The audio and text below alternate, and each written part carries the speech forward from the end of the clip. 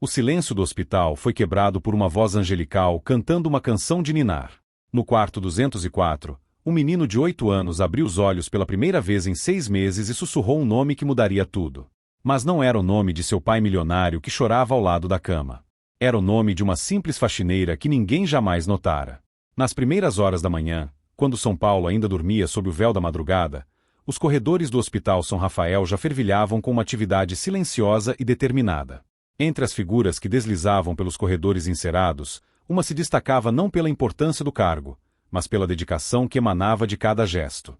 Maria Esperança, de 42 anos, empurrava seu carrinho de limpeza com a mesma reverência com que outros tocam objetos sagrados.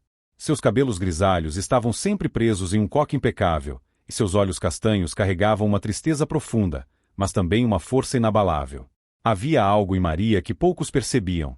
Ela possuía uma memória musical extraordinária. Desde criança, conseguia memorizar qualquer melodia após ouvi-la apenas uma vez, e sua voz, embora nunca treinada profissionalmente, carregava uma pureza que tocava as almas mais endurecidas. Maria trabalhava no turno da madrugada há 3 anos, sempre das 2 às 10 da manhã, para poder cuidar de sua filha Sofia durante o dia. Sofia, de 16 anos, havia nascido com paralisia cerebral e necessitava de cuidados constantes. Cada centavo que Maria ganhava como faxineira era guardado para as terapias e medicamentos de Sofia. Ela nunca reclamava, nunca se lamentava. Para Maria, cada dia de trabalho era uma oportunidade de amor manifestado em ação. Do outro lado da cidade, em uma cobertura de luxo nos jardins, Ricardo Almeida despertava para mais um dia vazio. Aos 38 anos, ele havia construído um império no ramo da construção civil, mas perderá tudo o que realmente importava. Sua esposa, Isabela, havia morrido em um acidente de carro há 2 anos, deixando sozinho com Gabriel, seu filho de 8 anos. O menino, que antes era a luz de seus olhos, tornou-se um lembrete doloroso de tudo que ele havia perdido. Ricardo era um homem transformado pela dor. Antes da tragédia, era conhecido por sua generosidade e proximidade com os funcionários. Agora, havia se tornado frio, distante, obcecado apenas pelo trabalho como forma de escapar da realidade. Delegar os cuidados com Gabriel a babás e funcionários, evitando ao máximo a presença do filho, pois cada olhar do menino era como uma facada em seu coração ferido. Gabriel era uma criança especial, sensível e inteligente. Após a morte da mãe, começara a apresentar problemas de comportamento na escola e episódios de sonambulismo. Os médicos disseram que era uma reação normal ao luto, mas Ricardo, consumido por sua própria dor, não conseguia oferecer ao filho o apoio emocional de que ele precisava. 6 meses atrás, durante um desses episódios de sonambulismo, Gabriel havia saído de casa na madrugada e caído na piscina do condomínio. Quando foi encontrado, já havia ficado alguns minutos sem oxigenação cerebral. Desde então, permanecia em coma no Hospital São Rafael, conectado a aparelhos que mantinham suas funções vitais. Ricardo passava horas ao lado do filho, não por amor demonstrado, mas por uma culpa devastadora que o consumia. Ele se culpava pela morte da esposa, por não ter dado atenção suficiente a Gabriel, por ter falhado como pai e marido. Sua presença no hospital era mais uma punição autoimposta do que um ato de cuidado paterno. Dr. Henrique Moreira, o neurologista responsável pelo caso de Gabriel, era um homem de 55 anos, reconhecido pela competência técnica, mas conhecido no hospital por sua frieza e arrogância. Formado nas melhores universidades da Europa, tratava pacientes como casos clínicos, não como seres humanos. Para ele, Gabriel era simplesmente mais um caso de anóxia cerebral com prognóstico reservado. Era Dr. Henrique quem sempre recebia Ricardo com relatórios técnicos frios, nunca oferecendo esperança real, apenas probabilidades e estatísticas. Sua abordagem clínica e distante tornará-se um espelho da própria frieza que Ricardo desenvolvera após a tragédia. Ambos os homens haviam se tornado versões endurecidas de si mesmos, incapazes de enxergar além de suas próprias limitações emocionais. No hospital, Maria havia desenvolvido uma rotina muito específica. Ela sempre começava seu turno pelos quartos dos pacientes mais graves, acreditando que sua presença cuidadosa e suas canções sussurradas poderiam, de alguma forma, trazer conforto mesmo para aqueles que não podiam responder. Ninguém sabia desse ritual pessoal de Maria, pois ela o praticava nas primeiras horas da madrugada, quando os corredores estavam quase desertos. Maria havia crescido em uma família onde a música era considerada remédio para a alma. Sua avó, uma benzedeira do interior, sempre dizia que certas canções tinham o poder de curar não apenas o espírito, mas também o corpo. Embora Maria não fosse supersticiosa, carregava consigo essa crença profunda no poder transformador da música. Era isso que a motivava a cantar baixinho enquanto trabalhava, especialmente nos quartos onde sabia que havia pessoas lutando entre a vida e a morte. Agora você precisa se inscrever no canal para não perder nenhuma história emocionante como esta que está apenas começando. Foi numa terça-feira, às 4 da manhã, que o destino começou a tecer sua trama mais extraordinária. Maria entrou no quarto 204 para sua limpeza rotineira e se deparou com uma cena que a tocou profundamente. Ricardo dormia desconfortavelmente numa poltrona ao lado da cama do filho, com o rosto marcado pela exaustão e pela dor. Gabriel permanecia imóvel, conectado aos aparelhos, com o rostinho pálido e sereno. Algo no semblante do menino lembrou Maria de sua própria Sofia quando era mais nova. O mesmo formato do rosto, a mesma expressão doce. Sem perceber, começou a cantarolar baixinho a canção que sempre acalmava sua filha. Dorme, meu menino, que a mamãe está aqui, sonha com os anjos, que vão te proteger. Era uma canção que sua mãe cantara para ela, e que agora ela cantava para Sofia todas as noites.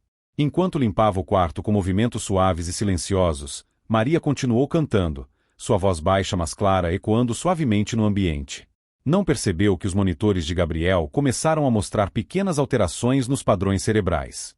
Não viu quando os olhos do menino se moveram levemente sob as pálpebras fechadas. Ricardo acordou com o som da voz de Maria.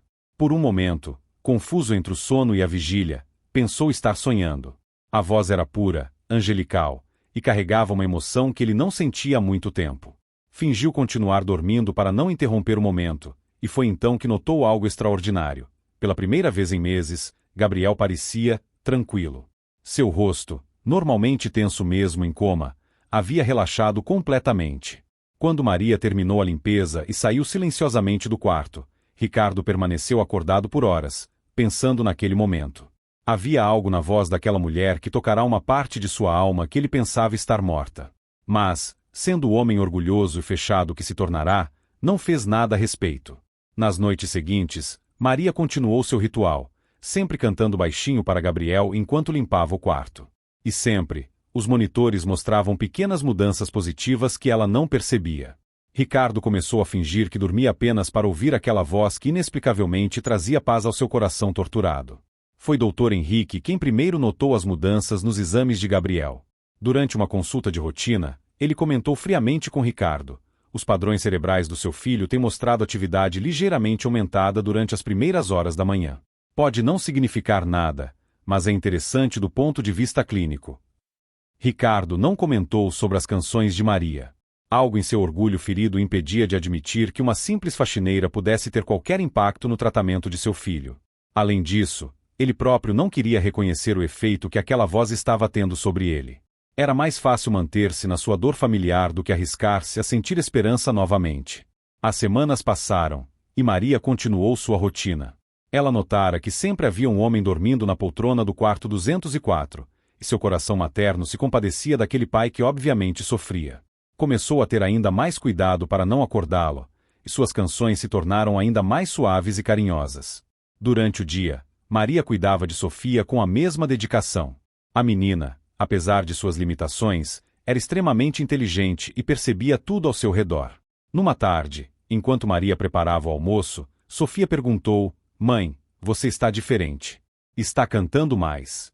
Por quê?" Maria sorriu, não sabendo exatamente como explicar. "Tem um menino no hospital, filha. Ele está muito doente, e acho que nossas canções podem ajudá-lo de alguma forma." Sofia, com a sabedoria especial das crianças que enfrentam desafios, respondeu: "A música cura, né, mãe? A vovó sempre dizia que a gente tem que cantar para quem precisa." Foi então que Maria decidiu ser ainda mais intencional em suas canções para Gabriel. Começou a pesquisar sobre coma e descobriu que muitos especialistas acreditavam que pacientes em coma poderiam ouvir e processar sons ao seu redor. Isso a motivou ainda mais. Certa madrugada, enquanto cantava uma canção particularmente emotiva sobre o menino perdido que encontra o caminho de casa, Maria notou algo estranho. Os dedos de Gabriel se moveram ligeiramente. Ela parou de cantar, observou por alguns minutos, mas não viu mais nenhum movimento. Pensou ter sido imaginação sua. Mas Ricardo havia visto também. Seu coração disparou, mas ele permaneceu imóvel, fingindo dormir. Pela primeira vez em meses, Sentiu uma fagulha de algo que poderia ser esperança. Mas imediatamente a sufocou, com medo de se decepcionar novamente.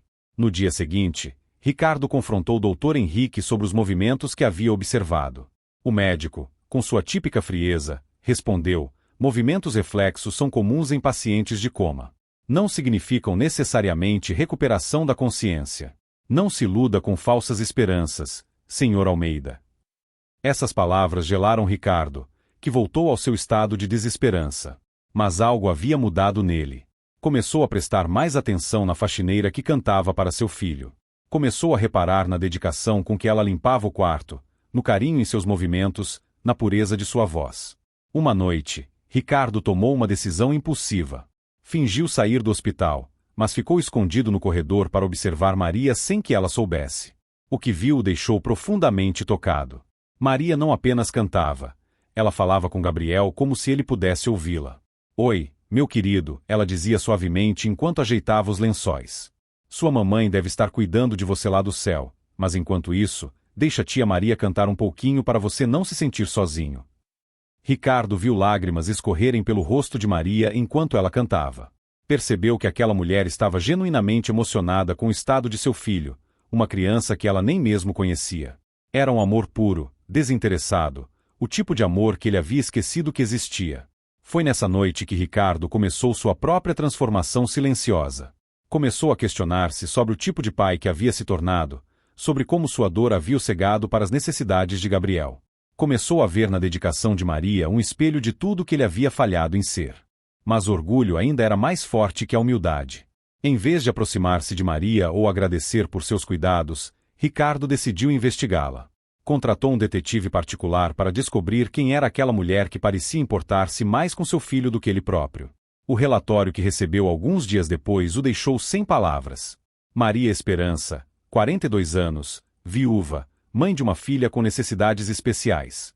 Trabalhava no hospital há 3 anos, sempre nos turnos mais difíceis, sem nunca ter faltado um dia sequer. Seus colegas a descreviam como dedicada, gentil, sempre disposta a ajudar.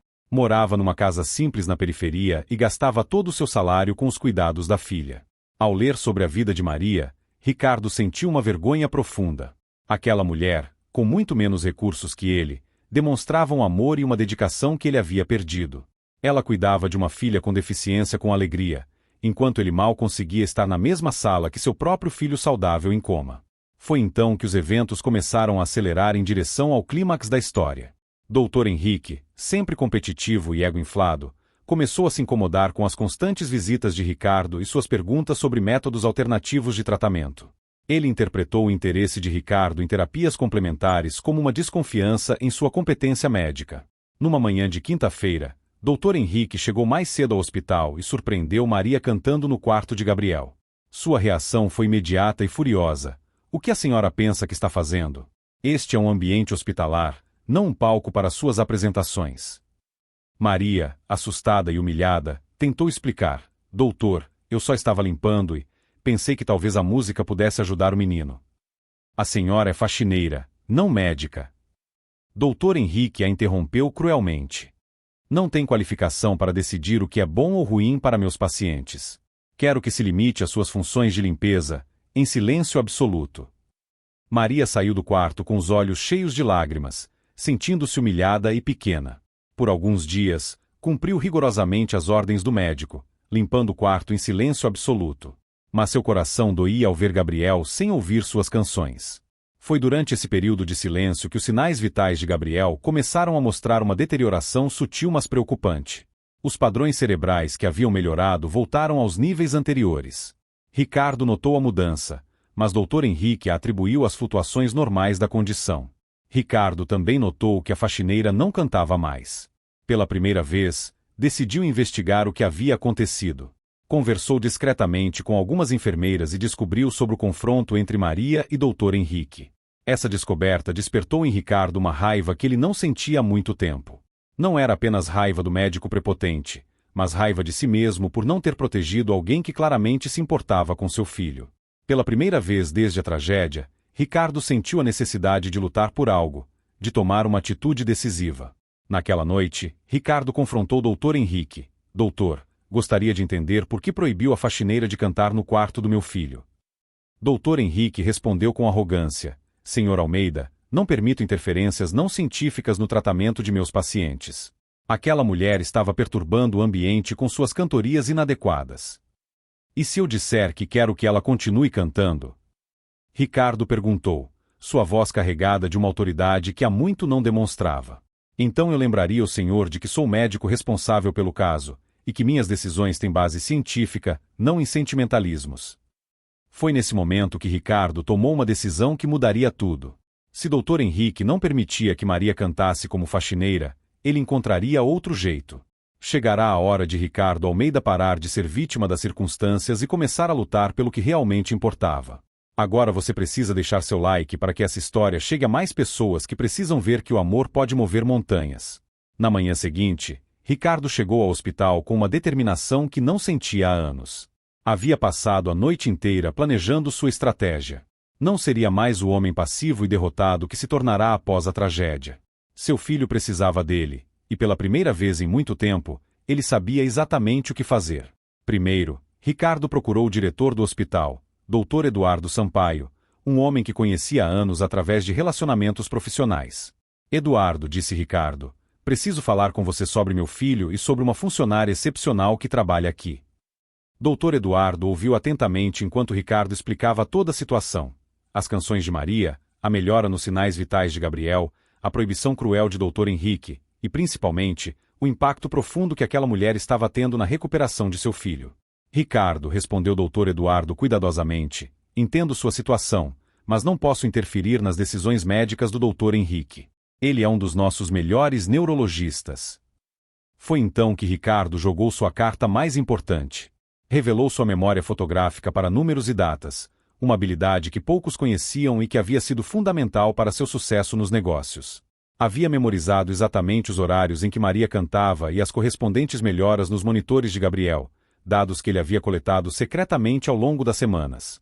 Eduardo, tenho dados precisos sobre a correlação entre as canções dessa mulher e a melhora nos padrões cerebrais do meu filho. Se você quiser, posso trazer especialistas independentes para analisar essas informações. Mas eu te conheço há 15 anos. Confie em mim quando digo que essa mulher tem um dom especial. Dr. Eduardo, impressionado com a paixão e determinação de Ricardo, concordou em observar a situação mais de perto. Muito bem, Ricardo. Vou autorizar que a senhora Maria continue suas atividades musicais. Mas isso fica entre nós por enquanto. Enquanto isso, Maria havia chegado para mais um dia de trabalho, carregando o peso da humilhação dos dias anteriores. Ela sentia falta de cantar para Gabriel, e sua filha Sofia havia notado sua tristeza. Mãe, você precisa voltar a cantar para o menino, Sofia havia dito na noite anterior. Ele precisa de você. Quando Maria entrou no quarto 204, encontrou Ricardo acordado, esperando por ela. Pela primeira vez, ele se dirigiu diretamente a ela. Senhora. Maria, disse Ricardo, sua voz tremula de emoção contida. Eu sei que o Dr. Henrique a proibiu de cantar, mas preciso que saiba que suas canções fazem diferença na vida do meu filho. Por favor, não pare. Maria, surpresa e tocada, respondeu humildemente, Senhor Ricardo, eu só quero ajudar. Não sou ninguém importante, mas se minha voz pode trazer algum conforto ao seu menino. A senhora é muito mais importante do que imagina, Ricardo a interrompeu. Meu nome é Ricardo Almeida, e este é meu filho Gabriel. E eu gostaria muito que continuasse cantando para ele. Foi nesse momento de conexão humana genuína que o milagre aconteceu. Maria, emocionada pela humildade inesperada daquele homem que ela pensava ser arrogante, começou a cantar a canção que havia se tornado especial para Gabriel. Dorme, meu menino, que a mamãe está aqui. Mas desta vez, ela cantou com mais emoção do que nunca, sabendo que tinha o apoio do pai da criança. Sua voz ecoou pelo quarto com uma pureza e um poder que pareciam vir de uma fonte superior. E então aconteceu o impossível. Gabriel abriu os olhos. Por alguns segundos, ninguém se moveu. Gabriel piscou várias vezes, como se estivesse tentando focar a visão após meses de escuridão. Seus olhos percorreram o quarto até encontrarem Maria, que havia parado de cantar e estava frozen com as mãos sobre o coração. E então, com uma voz fraca mas clara, Gabriel sussurrou, Tia Maria, continua cantando. O silêncio que se seguiu foi ensurdecedor. Ricardo não conseguia acreditar no que estava vendo. Seu filho havia acordado, mas a primeira palavra não havia sido papai ou mamãe. Havia sido o nome daquela mulher extraordinária que havia cuidado dele quando seu próprio pai havia falhado. Lágrimas escorreram pelo rosto de Ricardo enquanto ele se aproximava da cama do filho. Gabriel, meu filho. Gabriel virou os olhos na direção do pai, mas sua expressão era confusa, quase receosa. Meses de distanciamento emocional não poderiam ser apagados instantaneamente. Então, ele olhou novamente para Maria e sussurrou: por favor, não para de cantar. Eu ouvia você todas as noites. Maria, com lágrimas escorrendo pelo rosto, aproximou-se da cama e gentilmente pegou a mãozinha de Gabriel. Oi, meu querido. Eu estou aqui. Sempre estive. Foi Dr. Henrique quem entrou no quarto nesse momento, atraído pela comoção dos monitores que dispararam quando Gabriel acordou. Sua reação inicial foi de choque profissional. Casos como aquele eram raros, quase milagrosos. Mas quando viu Maria segurando a mão de Gabriel e percebeu a situação, sua arrogância médica entrou em conflito direto com a realidade que se desenrolava diante dele. Isso é impossível, murmurou Dr. Henrique, verificando os monitores e os sinais vitais de Gabriel. Pacientes com essa extensão de lesão cerebral não deveriam. Doutor, Ricardo interrompeu, sua voz agora carregada de uma autoridade paterna que havia redescoberto. Meu filho acordou chamando pelo nome desta mulher extraordinária. Talvez seja a hora de reconhecer que a medicina não tem todas as respostas. Gabriel, ainda fraco, mas claramente consciente, olhou para Dr. Henrique e disse algo que mudaria para sempre a perspectiva do médico arrogante. O senhor é o doutor que gritou com a tia Maria? Ela só estava me ajudando a não ter medo. A simplicidade e a honestidade brutais daquelas palavras atingiram Dr. Henrique como um soco. Pela primeira vez em anos, ele se viu através dos olhos de um paciente, não como um salvador científico, mas como alguém que havia causado dor desnecessária a uma pessoa que só tentava ajudar. Nesse momento crucial, 3 pessoas começaram jornadas de transformação que se interconectavam de forma profunda. Ricardo finalmente entendeu o que significava ser pai, não apenas provedor, mas protetor daqueles que cuidavam de seu filho. Dr. Henrique foi forçado a confrontar sua arrogância e frieza. E Maria, pela primeira vez em anos, sentiu que sua vocação de cuidar havia sido verdadeiramente reconhecida e valorizada. Gabriel, embora ainda precisasse de muito tempo para se recuperar completamente, havia se tornado catalisador para a redenção de todos ao seu redor. Sua inocência e honestidade cortaram através de anos de dor, orgulho e amargura, criando espaço para que o amor genuíno finalmente florescesse. Nas horas que se seguiram ao despertar milagroso de Gabriel, o hospital se transformou em um lugar de renovação e redenção. A notícia se espalhou rapidamente pelos corredores, e logo uma multidão de médicos, enfermeiros e funcionários se reuniu para testemunhar o que muitos consideravam impossível.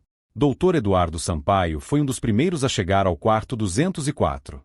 Quando viu Gabriel consciente, conversando baixinho com Maria enquanto ela cantava suavemente, suas suspeitas sobre o poder terapêutico da música foram completamente confirmadas. Ricardo, disse ele, puxando o amigo para um canto, isso é extraordinário. Vamos documentar tudo e considerar implementar terapia musical em outros casos similares. Ricardo, que havia passado os últimos meses consumido pela culpa e pela raiva, agora se encontrava numa posição completamente nova. Pela primeira vez desde a morte de Isabela, ele se sentia verdadeiramente grato. Não apenas por ter seu filho de volta, mas por ter descoberto que ainda existiam pessoas como Maria no mundo, pessoas capazes de amor incondicional e cuidado desinteressado. Maria, disse Ricardo, sua voz ainda embargada pela emoção, não sei como agradecer o que a senhora fez pelo meu filho. Pela primeira vez em meses, ele mesmo novamente. Maria, com sua humildade característica, respondeu, Senhor Ricardo, eu não fiz nada de especial. Só cantei as canções que minha mãe cantava para mim, e que eu canto para minha Sofia. O amor é o mesmo, não importa para quem dirigimos. Essas palavras tocaram Ricardo profundamente. Ele percebeu que havia uma sabedoria simples, mas profunda, naquela mulher que trabalhará silenciosamente nos corredores do hospital por anos, tocando vidas sem nunca buscar reconhecimento. Dr. Henrique, por sua vez, enfrentava uma crise pessoal profunda. A recuperação de Gabriel desafiava tudo o que ele acreditava sobre medicina baseada em evidências. Mais que isso, a reação do menino à sua presença havia exposto uma verdade dolorosa. Em sua busca pela excelência técnica, ele havia perdido completamente a compaixão que deveria ser o coração da medicina. Naquela tarde, Dr. Henrique fez algo que não fazia há décadas. Ele pediu desculpas.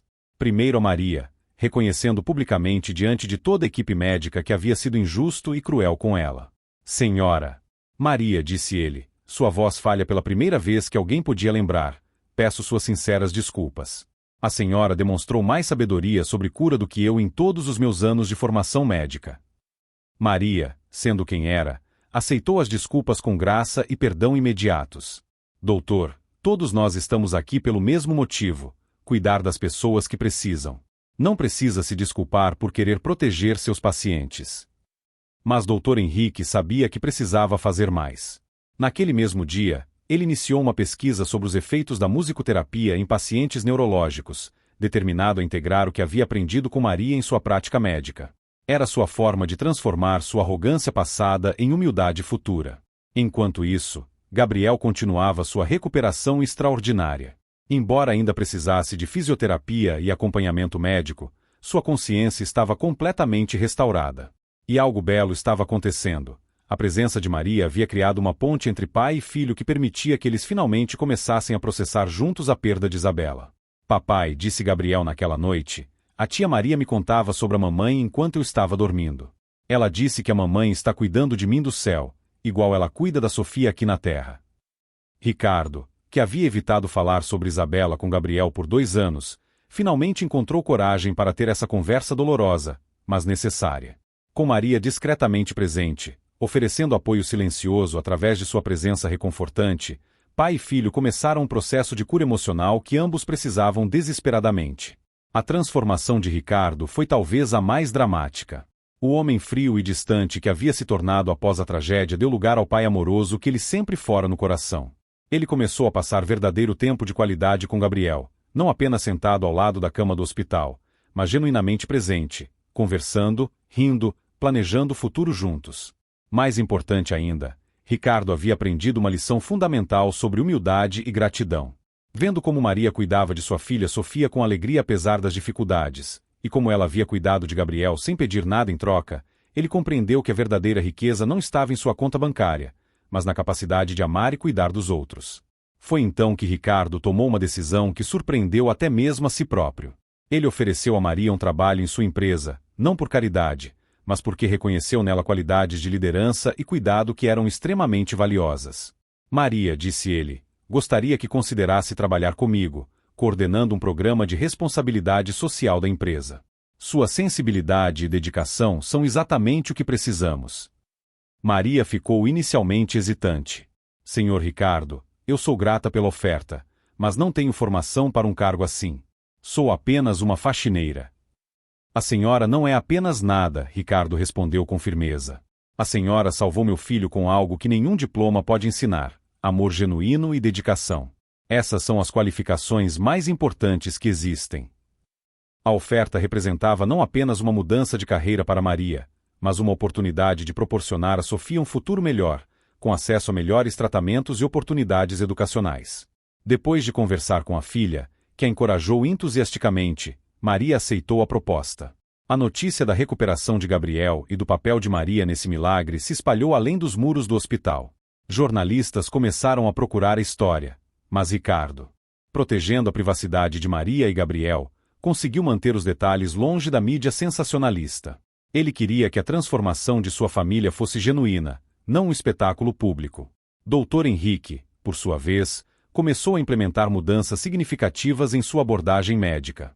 Criou um programa piloto de musicoterapia na unidade neurológica, com Maria como consultora especial. Sua arrogância anterior deu lugar a uma curiosidade genuína sobre métodos de cura complementares que ele havia anteriormente desprezado. Uma semana após o despertar de Gabriel, o menino estava forte o suficiente para conhecer pessoalmente Sofia, a filha de Maria. O encontro entre as duas crianças foi emocionante. Gabriel, ainda em cadeira de rodas mas visivelmente melhorando a cada dia, se conectou imediatamente com Sofia, que o recebeu com a alegria pura característica das crianças especiais. Você é a filha da tia Maria. Gabriel exclamou, seus olhos brilhando com entusiasmo. Ela sempre falava de você quando cantava para mim. Disse que você é muito corajosa. Sofia, Apesar de suas limitações físicas, irradiava uma alegria contagiante. Minha mãe disse que você estava dormindo muito tempo, mas que ela sabia que você ia acordar porque você tem um coração forte. Presenciar essa interação foi um momento de profunda emoção para todos os adultos presentes. Ricardo viu como a compaixão e o amor podiam transcender qualquer barreira, seja ela física, social ou econômica. Maria viu seus 2 filhos, o biológico e o do coração, conectando-se de uma forma que confirmava tudo em que ela sempre acreditara sobre o poder do amor incondicional. Dr. Henrique, observando silenciosamente, percebeu que estava testemunhando algo que nenhum livro médico havia lhe ensinado. A medicina mais poderosa era a conexão humana genuína, o cuidado desinteressado, o amor que não pede nada em troca. A partir desse momento, as vidas de todos os envolvidos começaram a se entrelaçar de forma permanente. Ricardo não apenas ofereceu trabalho a Maria, mas se tornou uma figura paterna para Sofia, providenciando os melhores tratamentos e terapias para a menina.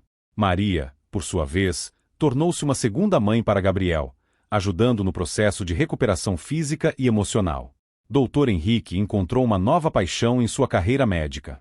Seu programa de musicoterapia começou a mostrar resultados extraordinários com outros pacientes, e ele se tornou um defensor ferrenho da medicina integrativa, combinando rigor científico com compaixão humana.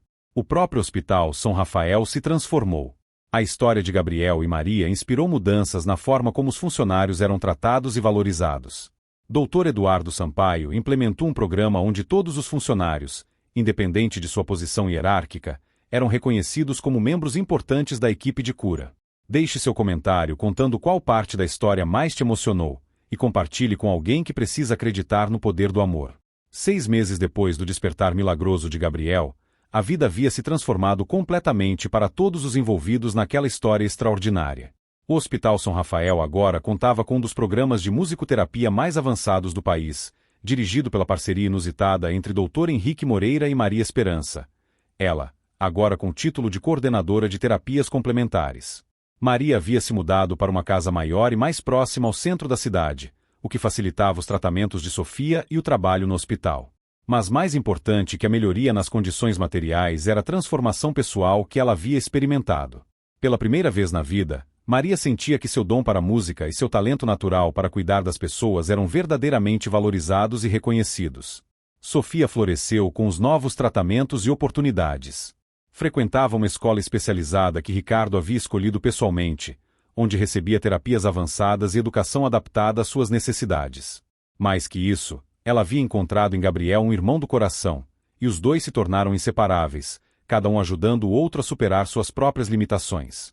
Gabriel havia se recuperado completamente do ponto de vista neurológico, surpreendendo até mesmo os especialistas mais otimistas. Mas sua recuperação ia além do físico. Com a ajuda de Maria e o apoio renovado de seu pai, ele havia processado o luto pela mãe de forma saudável e encontrado uma nova forma de honrar sua memória, através da música que Maria lhe ensinou e do cuidado compassivo que aprendeu a ter com Sofia. Ricardo Almeida havia se tornado um homem completamente transformado. Seu sucesso empresarial agora tinha um propósito maior. Sua empresa se tornará líder em responsabilidade social, implementando programas inovadores de cuidado com funcionários e suas famílias. Ele havia aprendido que verdadeiro sucesso não se mede apenas em números financeiros, mas na capacidade de impactar positivamente a vida das pessoas. A Fundação Isabela Almeida, criada em memória de sua esposa, financiava programas de musicoterapia em hospitais por todo o país, sempre com Maria como consultora principal. Ricardo havia encontrado uma forma de transformar sua dor em fonte de cura para outros, exatamente como Maria sempre fizera. Dr. Henrique havia se tornado uma pessoa completamente diferente.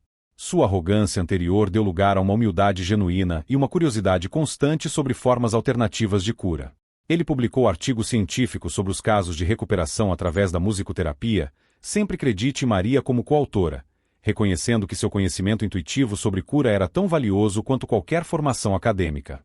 Mas talvez a transformação mais bela fosse a forma como essas 4 vidas se entrelaçaram para criar uma família escolhida. Nas tardes de domingo, eles se reuniam na casa de Maria para almoços que se estendiam pelo dia inteiro.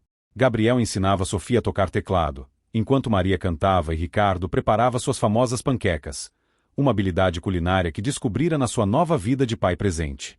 Dr. Henrique, que inicialmente visitava apenas por educação, logo se tornou o tio doutor das crianças, sempre trazendo livros interessantes e respondendo com paciência infinitas perguntas curiosas que elas faziam sobre medicina e ciência. Sua própria solidão de anos havia sido curada pelo calor daquela família improvável. Em uma dessas tardes especiais, enquanto observava Gabriel e Sofia rindo juntos no jardim, Maria refletiu sobre como a vida pode mudar de formas inesperadas.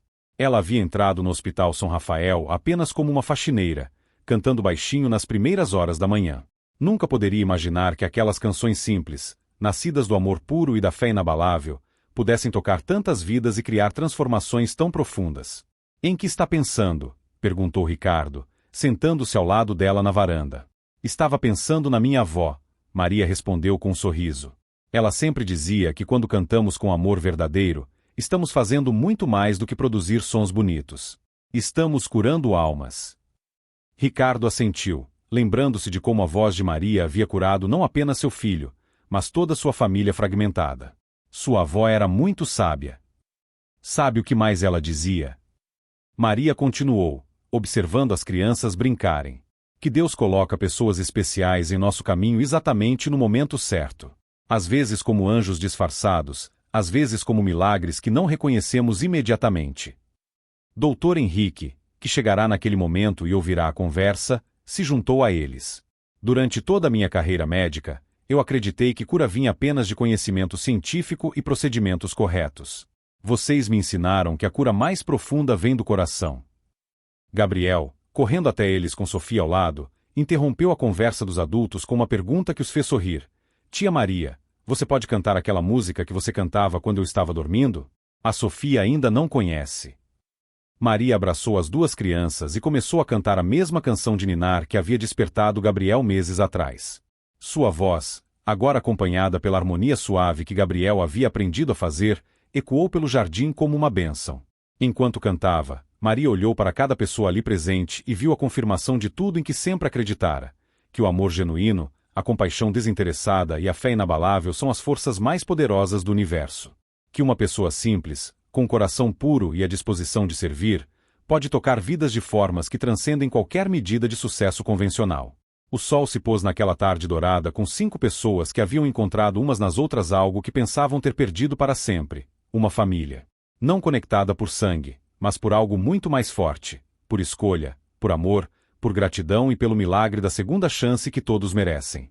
A história de Maria, Gabriel, Ricardo, Sofia e Dr. Henrique se tornou lenda no Hospital São Rafael.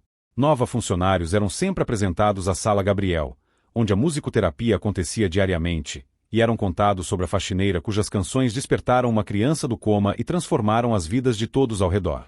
Mas para aqueles que viveram essa transformação, a verdadeira lição não estava no milagre médico que testemunharam. Estava na descoberta de que, em um mundo que muitas vezes parece frio e indiferente, ainda existem pessoas dispostas a cuidar umas das outras sem pedir nada em troca. Que a verdadeira riqueza está na capacidade de amar, e que a cura mais profunda acontece quando reconhecemos e honramos a humanidade uns dos outros.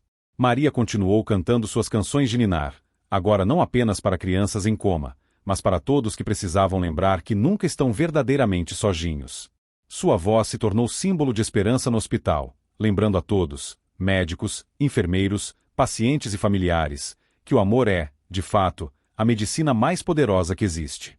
E assim, uma história que começou com uma faxineira cantando sozinha nos corredores silenciosos de um hospital se transformou numa sinfonia de vidas renovadas, provando que milagres ainda acontecem quando abrimos nossos corações para reconhecer os anjos disfarçados que caminham entre nós todos os dias. A música de Maria ecoou para além daquelas paredes, inspirando um movimento de compaixão que se espalhou por outros hospitais, outras famílias, outras vidas que precisavam ser lembradas de que nunca é tarde demais para recomeçar, nunca é tarde demais para amar, e nunca é tarde demais para acreditar em milagres. Porque, como Maria sempre soube e agora todos compreendiam, quando cantamos com amor verdadeiro, não estamos apenas fazendo música, estamos plantando sementes de esperança que florescem em jardins de possibilidades infinitas. Inscreva-se no canal, ative o sininho das notificações, e compartilhe esta história com quem precisa acreditar que o amor ainda pode mover montanhas. E você, já teve um anjo disfarçado em sua vida? Conte nos comentários a pessoa que fez a diferença quando você mais precisava.